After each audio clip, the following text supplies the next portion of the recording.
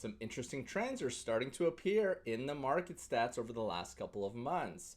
Last month, it was the fact that month-over-month sales from June to July were up by nearly 5%, something that had only happened twice in the previous 10 years during this time of the year.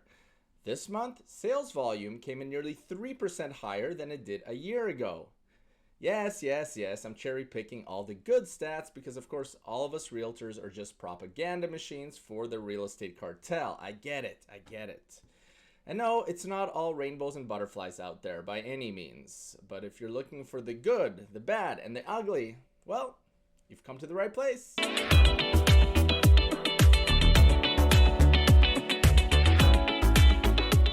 Hello everyone, and thank you for tuning into the September 2025 edition of our Greater Vancouver Market Update, the place to come for unspun, unbiased analysis of the housing market here in the Lower Mainland. If you've gotten this far in the video, congratulations. This qualifies you to help the algorithm by hitting that like button down below, making fun of the color of my suit in the comments, and subscribing to this channel to make sure that you don't miss out on any future episodes.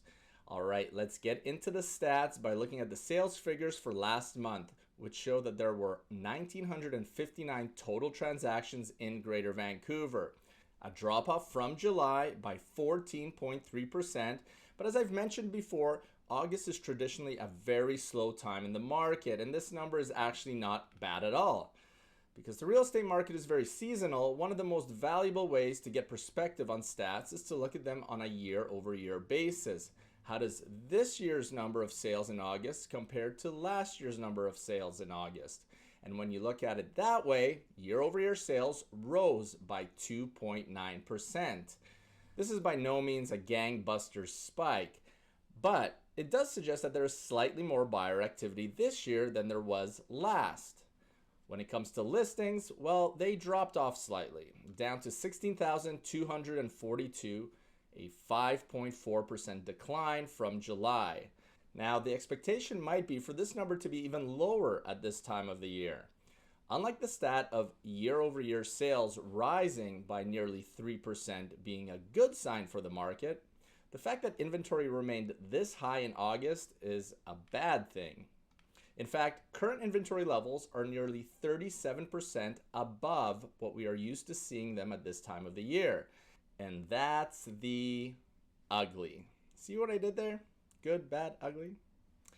So what does that tell us? Well, for me, it kind of signals a couple things. Number one, that we had a crummy spring and there's a lot of leftover product that simply didn't trade over the last 6 months or so.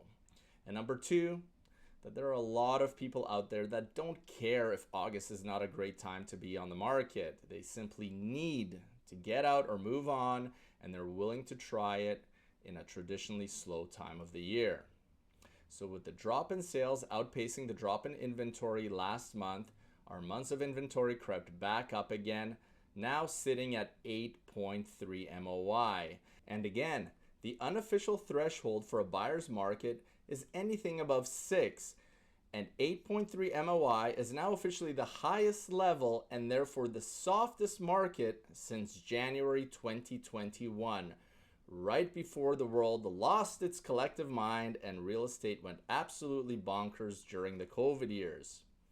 So what happens in a soft market? Well, there's downward pressure on prices, and that's exactly what we're continuing to see. The GVR Home Price Index dropped again for a 5th consecutive month, down to 1.15 million. This works out to a 1.3% drop from July, and in that 5-month span, prices across the region and across all property types have come down 3.4%. And personally, I would say that's a very conservative estimation, propped up by good properties or very unique properties in highly desirable areas, whereas other product is taking a much larger hit. So we're at a very interesting point. There are certain indications that things might be turning around, or at the very least stabilizing. But I believe that a big reason for that is that sellers are finally adjusting to the new reality when it comes to their price expectations, and that is the main factor as to why we are still seeing trades happening and even increasing over the last year. As I'm sure every realtor and mortgage broker on your Instagram feed told you last week, the Bank of Canada dropped rates last Wednesday to 2.5%. I've had numerous calls asking me if I think that this will spur the market. I mean, look, every bit helps. It's never just one thing. But right now, the best we should be hoping for is stabilization of prices and a return to more balanced market conditions. We are a ways away from being able to answer the timeless question of how's the market with generalizations like, yeah, it's good, it's hot. So where does it all go from here? Well, let's face it, Canada is not in a good place economically right now. The government's jobs report from earlier this month revealed that 66,000 jobs were lost in August alone. Unemployment is at the highest level since 2016 if you remove the COVID years. But unlike COVID, where the majority of the layoffs centered around lower income tax brackets, this time around, many of these jobs are in high earning sectors such as tech or construction. And unlike job losses in sectors such as tourism and hospitality, fields like tech and construction affect the real estate market to a greater degree. The Bank of Canada has a tough tightrope to walk right now over the next 2 quarters, in my opinion. And the best tool it has in its tool belt to prop up the economy is to continue to lower interest rates in order to entice investment. In fact, a report by BMO Capital Markets predicts the Bank of Canada will have no choice but to cut the overnight rate by another 50 basis points before the spring. They're predicting 2 more cuts, essentially by March of 2026. Will this be good for real estate resale? Well, yes, certainly. Will it be enough? We shall see. All right, that's it for me for this month. Please like, comment, subscribe, and we'll catch you right back here in about a month's time. Take care, everyone.